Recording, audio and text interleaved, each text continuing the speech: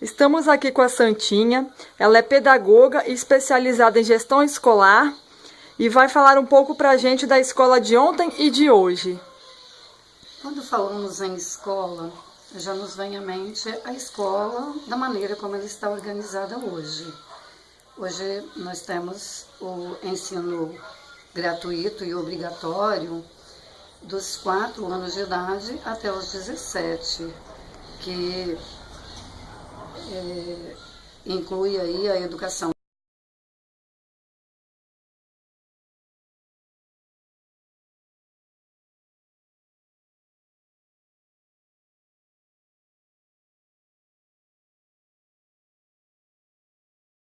E depois nós temos então a educação superior. Porém, nem sempre a escola foi organizada dessa maneira.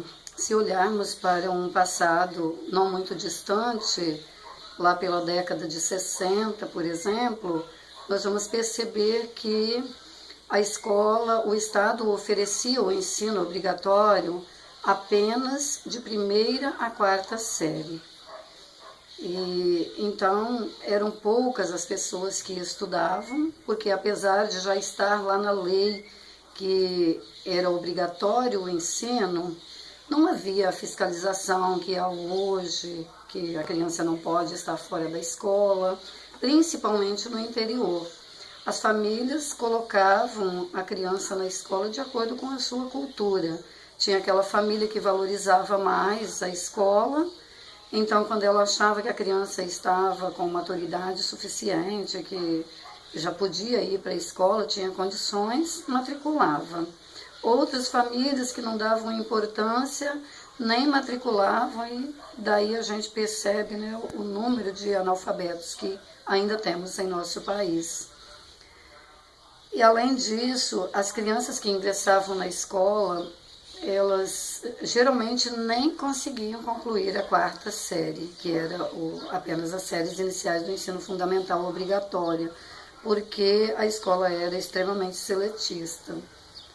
Aquele aluno que não conseguia se enquadrar nos padrões da escola, se tivesse alguma dificuldade de aprendizagem, alguma deficiência, ele era excluído. O ensino era igual para todo mundo, não se olhava o aluno como uma criança, mas apenas como um aluno, onde o professor tinha toda a autoridade e ele tinha o respaldo da família para ter toda aquela autoridade, e o aluno tinha que obedecer em tudo, ouvir tudo que o professor falava, não tinha a liberdade de conversar com o colega durante a aula e até aprender, tirar uma dúvida com o colega, era somente aquilo que o professor dizia.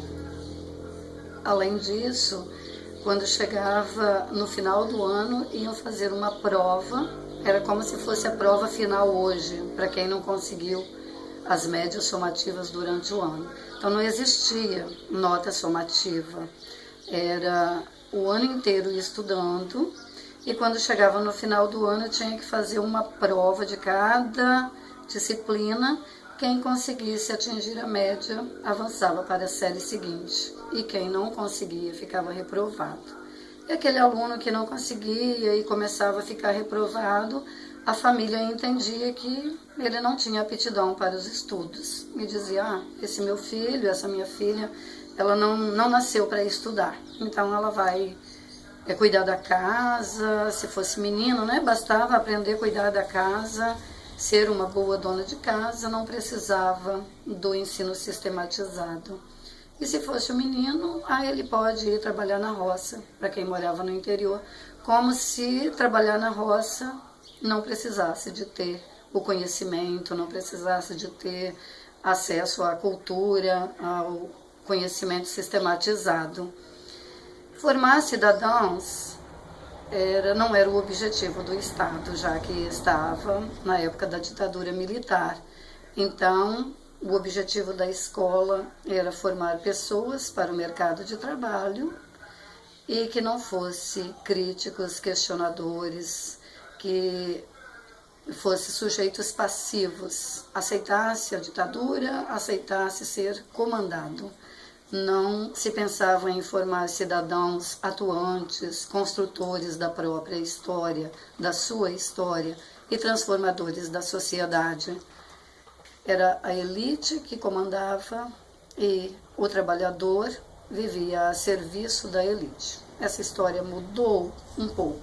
Ainda a nossa escola continua sendo seletista, apesar do que, com a nova LDB, em 1996, que foi promulgada a última Lei de Diretrizes e Bases da Educação, a 93/94, que veio firmar a obrigatoriedade do ensino, universalizar, onde ela também fala sobre a formação de professor, que agora tinha que ser, o professor tinha um tempo para poder fazer também a educação superior, porque até então era o curso técnico do magistério, né, o ensino médio que é hoje, e já formava o professor. E aí com a nova LDB já veio a questão da obrigatoriedade de até um determinado tempo todos os professores cursarem o ensino superior. E a partir daí, então, as coisas começaram a mudar, porque todas as crianças têm que estar na escola, e agora a partir de 2009, com uma adequação da lei, a criança a partir dos 4 anos também tem essa obrigatoriedade de frequentar a pré-escola. Então agora o Estado tem a obrigação de oferecer 14 anos de ensino gratuito para todas as pessoas. Porém, a escola continua também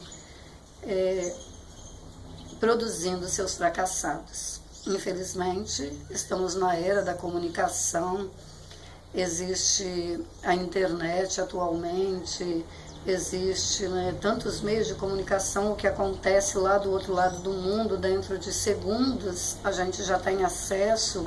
Isso é muito bom, já quase em todos os lugares do Brasil já se tem acesso a todo tipo de comunicação mais moderna, só que é um desafio muito grande para a educação pública, porque na educação pública hoje a gente recebe os alunos que querem, que vêm de famílias que valorizam a escola, e recebemos também aqueles alunos que estão na escola apenas para cumprir com a obrigação, porque a lei obriga. Então, os pais colocam os filhos na escola, mas não tem aquela cultura de que a escola é importante, que eles precisam dar atenção ao conhecimento para poder ser um cidadão atuante, ser um profissional, um bom profissional, para construir a sua história e ter uma vida mais digna do que seus pais tiveram, porque não tiveram acesso a essa educação. Esse é um desafio muito grande para o professor, para todos os funcionários da educação, fazer com que esse aluno que está na escola hoje, porque é obrigado, fazer com que ele desperte para a importância do conhecimento e fazer também com que essas informações, com que esse aluno é bombardeado em todos os momentos, se transformem em conhecimento. Então, como dizia, se no passado o professor tinha aquela autoridade, onde ele falava e o aluno era obrigado a ouvir e atender, porque ele utilizava até mesmo de castigos físicos e tantas outras coisas que são hoje abomináveis por esta sociedade.